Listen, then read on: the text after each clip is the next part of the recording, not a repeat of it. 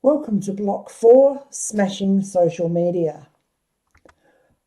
What you will learn in this first presentation is how many social media platforms you should use, what you should post or write about, how do you start, what to do first, and how to avoid wasting time on social media, and that's a tough one. There are many different social media platforms you can use for your business, and the number appears to grow continually. Straight up, it is not possible for you to cover off on all of them and do a fantastic job unless you employ an entire team to do it for you. I will assume most of you don't have that team at this point. So which platforms? Begin with just one or two platforms where your ideal client hangs out. Get these right first and get good at those. Then you can expand from there if you wish to. Think about the questions you answered when identifying your ideal customer. Where do your ideal customers hang out online? Not where your competitor is necessarily hanging out, but rather where your ideal customers are. Which platforms? If your ideal customer is a stay-at-home mum, Facebook might be where she hangs out. If your ideal customer is a business owner, LinkedIn may be where they hang out. If you're marketing to a younger demographic, then look at Instagram and TikTok, although those are spreading into the other demographics. There are hundreds of platforms and more coming online daily. Choose from those well-known platforms first. Consider your product or service. Consider the type of product or service that you are offering. Is your product visual? If it is, you may need to use Instagram or Pinterest. Is your service or industry fast moving? Then Twitter may be where you need to start. Make your decision around your ideal client and your offering. Think about your ideal customer's behaviours rather than what platforms you necessarily like. Once you have chosen your platform, start connecting with people. Look for other pages that market to your ideal customer. Look for groups you can join that also relate to your ideal customer. They may also be groups that involve or discuss your industry.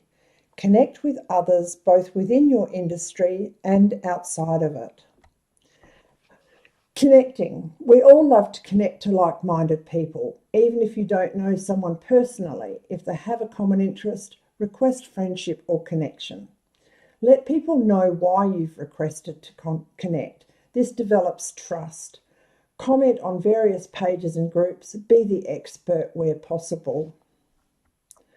Join in on the conversations. Contribute and support with positive stuff always. Offer advice and information. This will show people that you are the expert in your industry. Subscribe and follow people and groups. Join offers and circles to receive information and updates. Avoid negative statements at all cost. Likes and followers. Gain likes and followers organically and naturally. Some platforms offer the opportunity to purchase likes or followers for your page.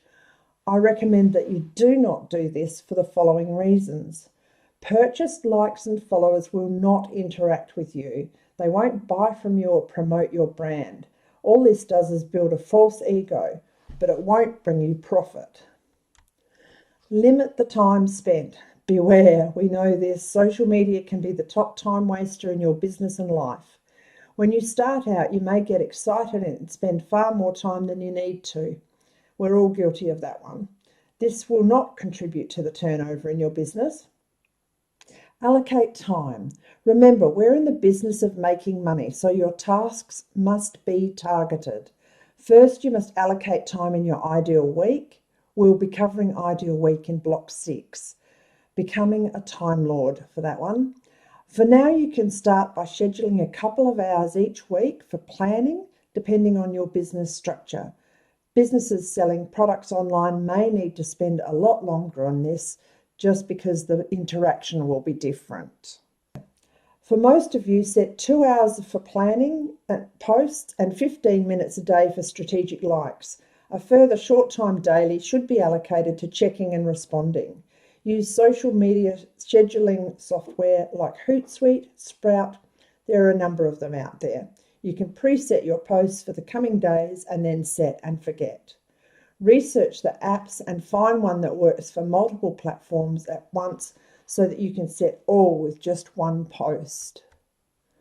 Consistency. It doesn't matter whether you do it daily or weekly or whether you use an app or not. Simply choose your routine and be consistent with your social media.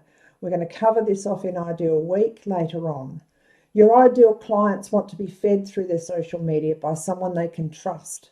Consistency in your messaging schedule and the type of messages you send will build that trust. So let's recap.